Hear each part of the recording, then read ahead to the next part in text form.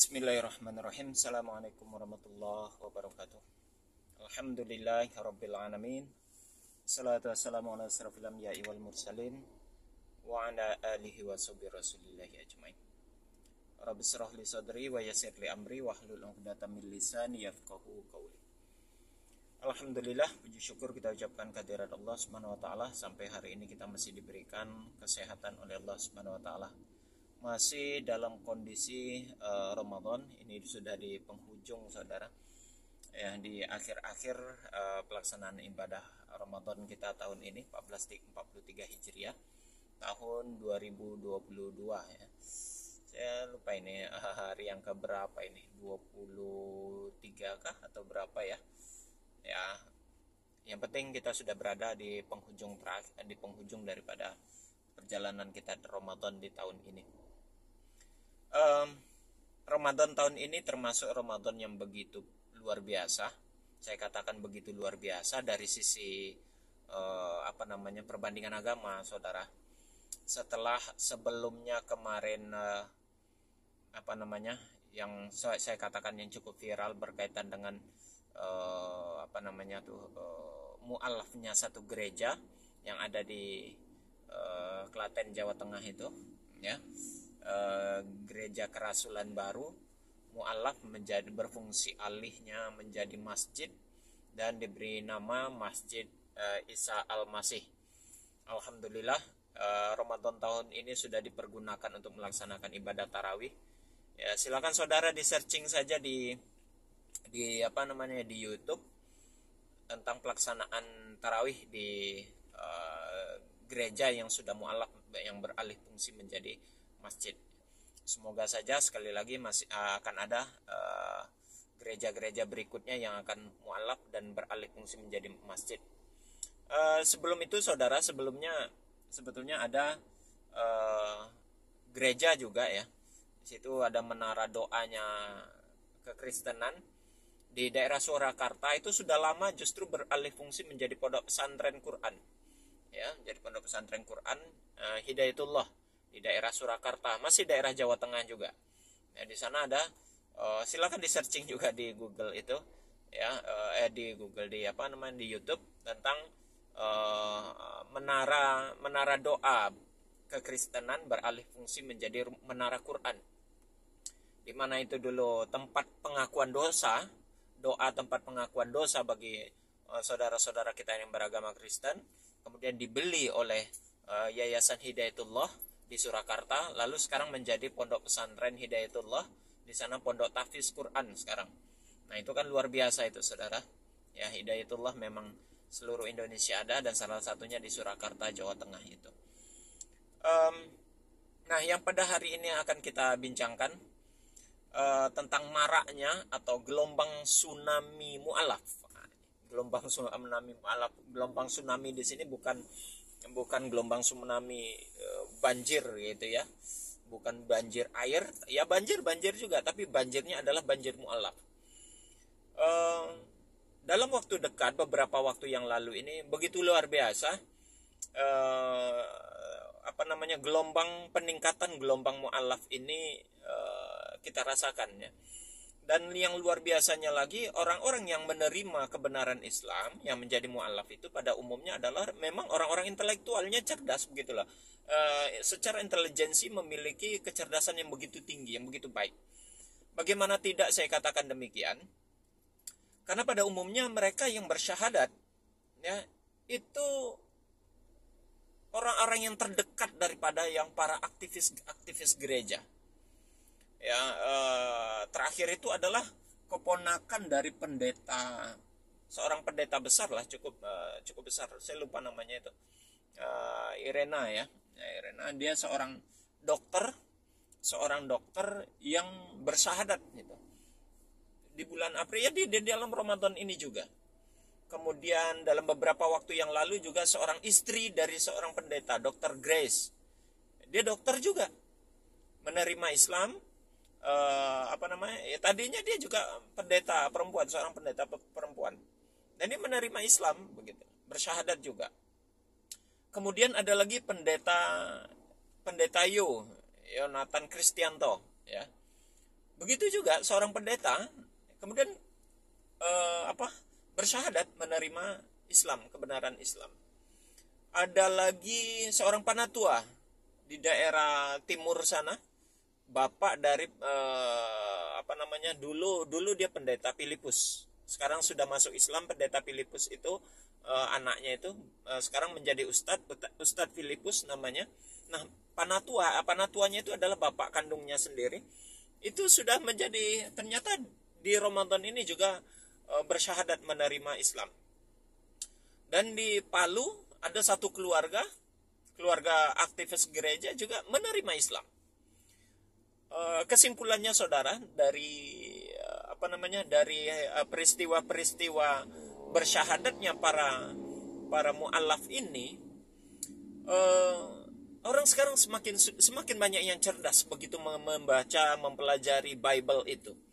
Ya, semakin mereka memperdalam, semakin mereka dekat dengan Bible itu, maka semakin mereka jumpai tentang kebenaran Islam itu seperti apa. Nah, maka ya ini hanya orang-orang tertentu saja yang tahu isi Bible tapi berat hatinya untuk bersyahadat. Itulah hidayah itu, saudara. Hidayah itu tidak dapat diwariskan, tidak dapat dibeli, tidak dapat terjual belikan, tidak dapat diwariskan. Hidayah itu memang begitu hal yang sangat mahal dan luar biasa, sehingga tidak semua orang bisa menerima itu ya. Nah, gelombang tsunami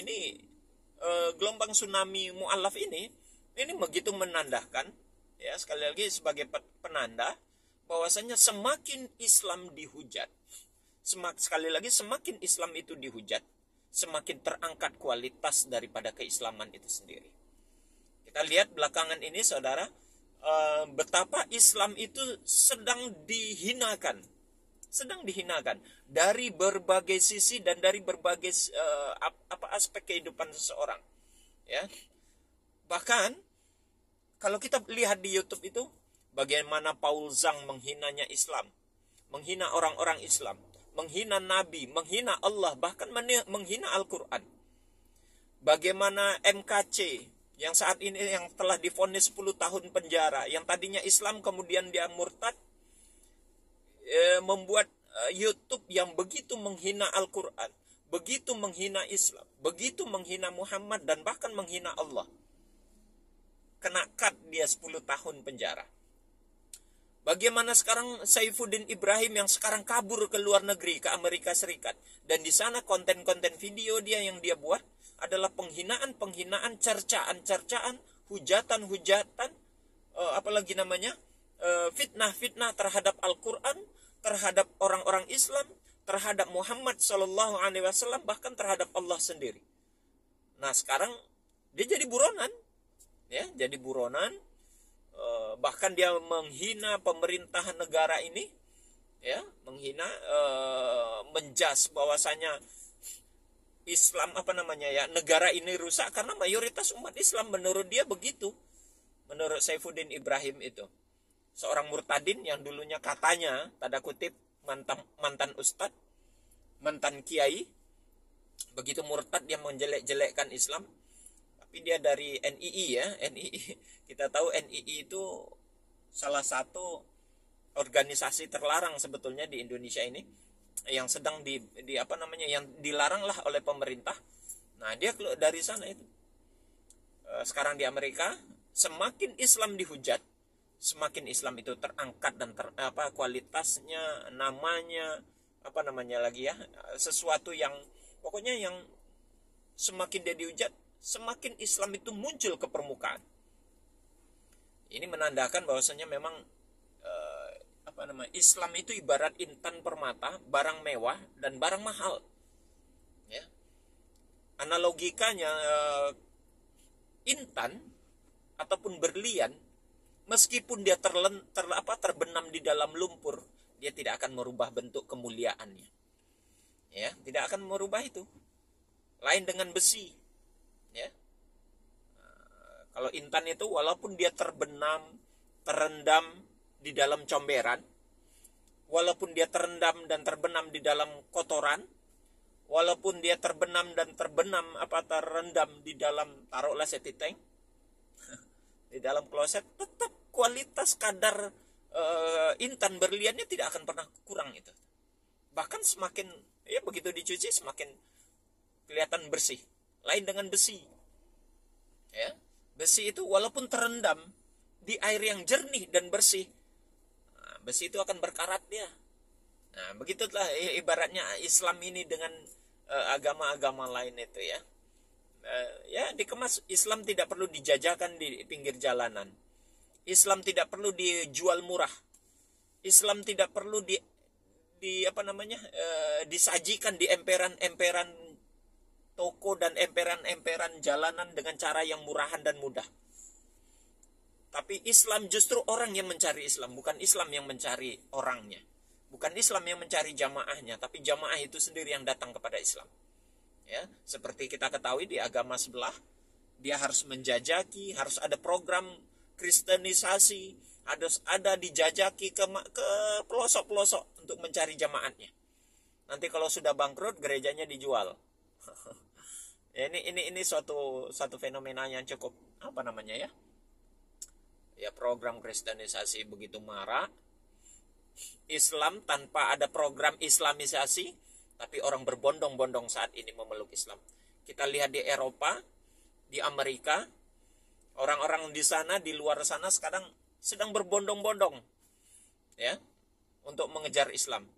Rusia, ya, Putin sendiri memprediksi 10 tahun kemudian Rusia itu diperkirakan negara muslim terbesar di dunia ini nanti. Itu diperkirakan begitu, tunggu 10 tahun. Karena tidak kurang dari setiap tahunnya 100 orang memeluk agama Islam di Rusia itu. Bayangkan. Negara yang notabene adalah komunis, yang ateis, yang tidak pernah mengenal Tuhan, sekarang gelombang tsunami mu'alaf di Rusia itu begitu luar biasa. Ya, begitu luar biasa. 100 orang minimal setiap tahunnya menjadi mu'alaf di sana. Di Amerika jangan lagi. Sekarang di Amerika sendiri mengadakan peperangan terhadap Islamophobia. Ya. Sekarang di Amerika ada satu perundang-undangan, ada satu pasal yang orang tidak boleh Islamophobia, takut kepada Islam, mengerikan Islam itu tidak boleh.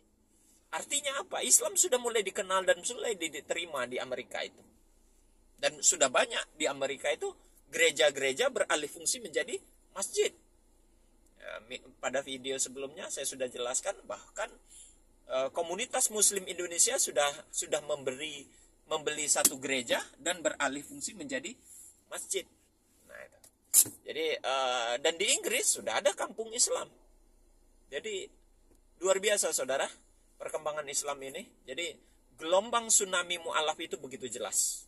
Maka kita patut berbangga hati sebagai orang Islam, sebagai kaum muslimin.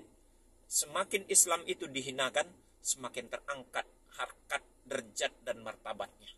Jadi ya Allah Maha tahu segala-galanya. Ya, Allah Maha tahu segala-galanya dan Allah mengangkat kemurnian dan kebesaran Islam itu Allah tunjukkan ke permukaan.